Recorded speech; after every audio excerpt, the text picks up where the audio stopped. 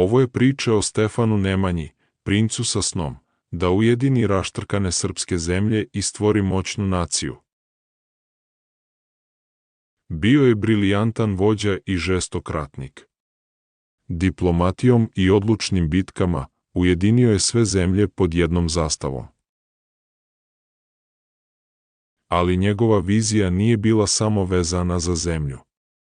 Izgradio je prelepe manastire poput Studenice, koji su postali centri umetnosti, kulture i vere. Unutar ovih zidina pisana je istorija i rođena je umetnost, čuvajući identitet srpskog naroda vekovima koji dolaze. Sa uspostavljenim i sigurnim kraljevstvom, Nemanja je znao da je njegovo vreme kao vladara završeno. Predao je presto svom sinu Stefanu, osiguravajući da dinastija Nemanjića nastavi njegovo nasleđe.